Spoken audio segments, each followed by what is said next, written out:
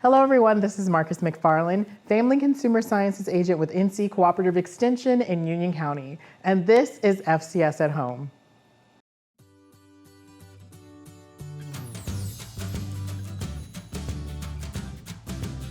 We're now into late summer, and that means a lot of our harvests are coming in from our gardens and even our farms. And we know that we can cook those foods and cook those vegetables and produce that we have, but say we have way too much that we aren't able to eat right now. A great way to preserve our foods, especially those vegetables that you may have in those gardens and farms, are through canning. Today, I'm going to talk a little bit about one of those methods of canning, which is pressure canning. You may have seen from a previous FCS at Home video us doing a pickled peach recipe that we had that involved water bath canning. With pressure canning, it's a little bit more different, but still helps to seal in and preserve our fruits and vegetables just as you would with any type of water bath canning. The difference is that pressure canning is used for any type of low acid foods. These are things mainly vegetables that may not have enough acid to fight any type of bacteria that can cause any type of foodborne illness. So we're relying on pressure, which helps to build up the temperature to higher amounts of temperatures to help destroy any types of bacteria that may be left. And today, we're gonna be doing a pressure canning method with our green beans that we have grown locally here from some of our agents at our Cooperative Extension office. So some of the materials that we'll be using for our pressure canning our green beans. To start off, we're gonna need our jars, and we're gonna be using quart jars today. You can also use pint jars for this recipe. And then we'll also need, of course, our rings and our lids for our jars. And later on, I'm gonna show you a way that you can use and put on your lids and your rings without touching, without using your hands to touch them. We kind of went a little bit over that with the pickled peaches. You'll also need a funnel so that we can easily and simply put our green beans into our jars. We'll be using our magnetic tool, and that's what we're gonna be using to help with putting on our lids and our rings. And we'll be using this headspace tool. This is a very important tool because we'll need to measure enough space for air to be released in our jars, and we'll definitely need to use a headspace tool, and I'll talk a little bit about that as well. And we will need also our jar holders. This helps to grasp our jars without using our hands, thus avoiding any type of hot touch that could harm us. And then last, as an option, you can use some canning salt within your recipe if desired. So today we're going to do a hot pack recipe for our green beans.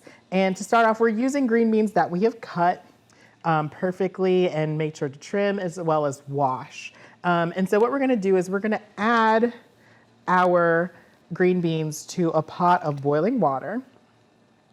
And we're gonna want to boil these green beans for about 5 minutes. So now that our green beans are done boiling in our water, we're gonna turn it down and we're going to process them into our jars. So we'll make sure that we are measuring out 1 inch of headspace after we're putting them into our jars.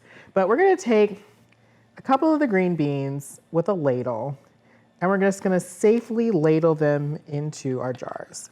If you get a little bit of water in there, that's fine, because we're actually gonna use some of that water for the green beans to sit into.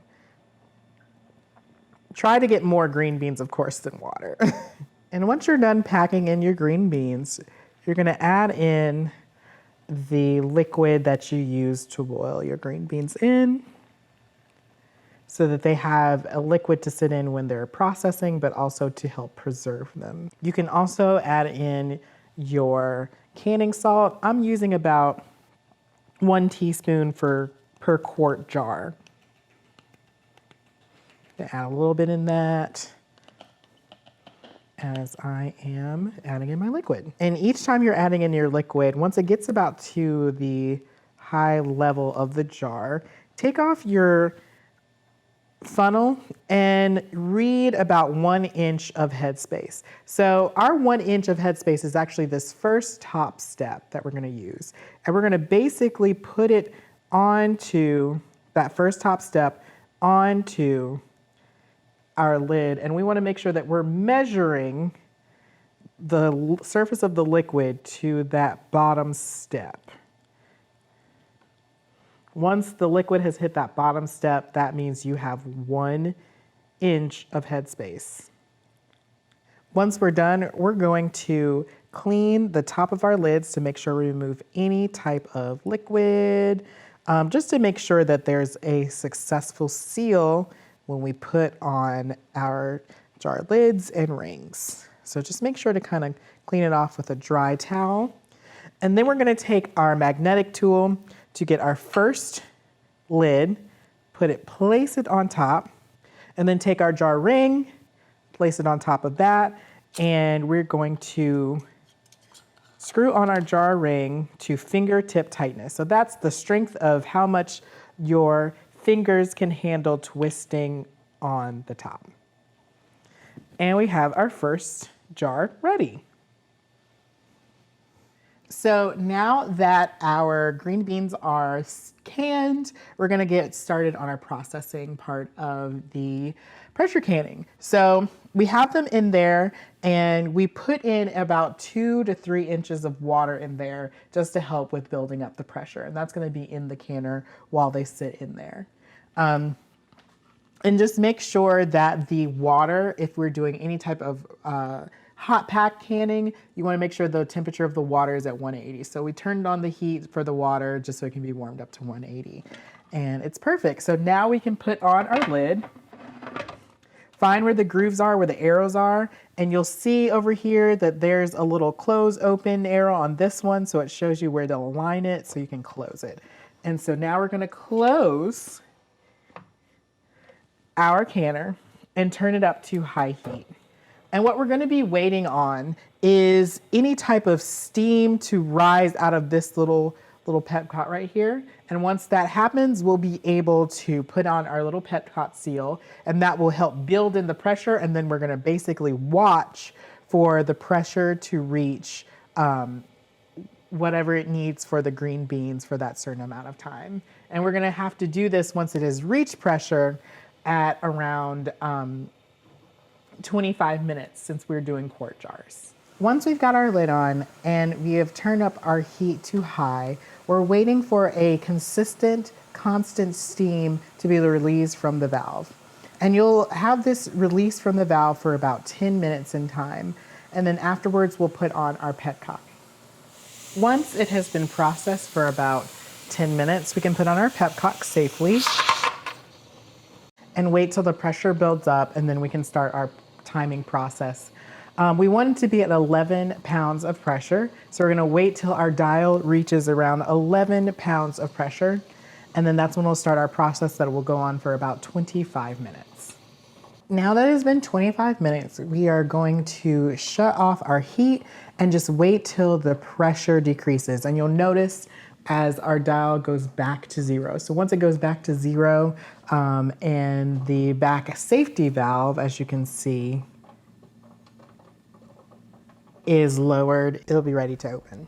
All right, so now that our pressure has hit to 0 pounds of pressure, we are going to carefully take off our lid. What should have also happened is the back safety valve should have popped down, and so we are good to go to open it up safely.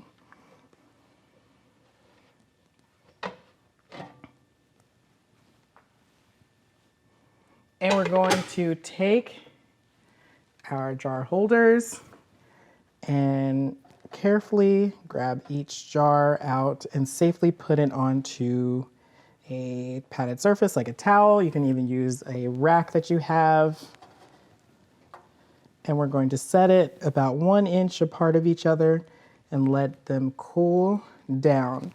Now this process of cooling down will take about 24 to 48 hours. So just take your time and you should be able to enjoy delicious green beans. Once they're settled on any type of padded surface like your towels, you're gonna want to wait until the cans are sealed, the jars are sealed, and you'll notice, like we said in our previous video with the pickled peaches, that you'll see that the top of the jars that are a little bit curved up will actually be closed in and become a concave. So you'll end up tapping them, it'll make a ringing sound with a spoon. And that's how you know that they are completely sealed. For more information, tips, tricks, and recipes, visit us at our county extension website at union.ces.ncsu.edu. Enjoy and happy canning this season.